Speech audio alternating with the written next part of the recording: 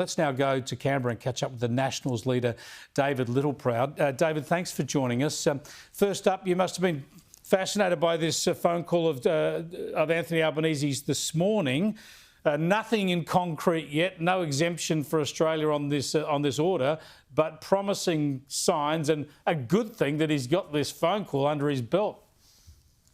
Yeah, totally. And I thought it showed real leadership from Peter Dutton to come out and to reinforce there's a bipartisan position in our call for us to be carved out. And I think we've got the lived experience of what we did in 2018 and being able to get that carve out. This is all about what's good for Australia. And I think we have an even more compelling case than what we did in 2018. The last coalition government was able to sign the United States and the UK up to AUKUS.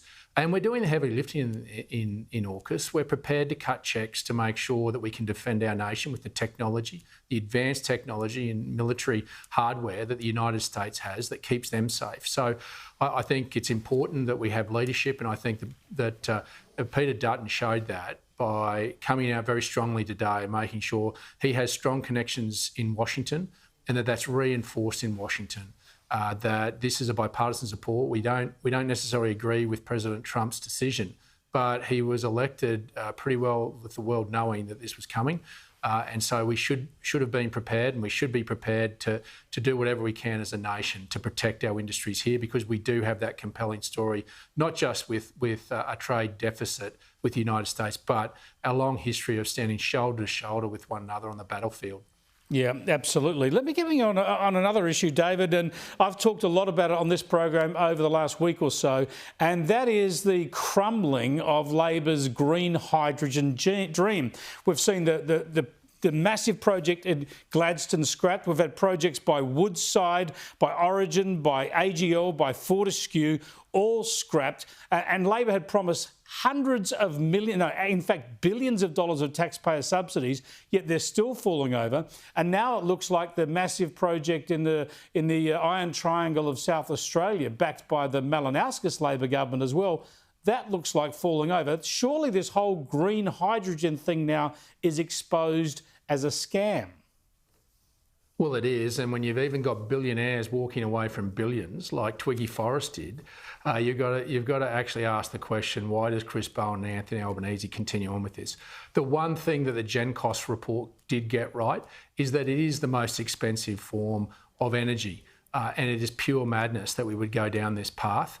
And we have wasted nearly 3 years on this bubble of an idea from Bowen that has taken us nowhere. It is time for the adults to take over. It is time to lean in and to fix the fundamentals.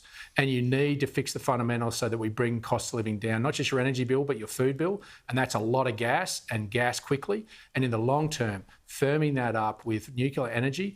And we are committed, Peter Dutton and I, in making sure that we start that process if we're given the mandate, and that all this other folly moves away, because we've got to get back to basics to get this country back on track. You're not going to get your energy bill down or your food bill down if we don't lean into energy quickly. And that's about supply and proper supply.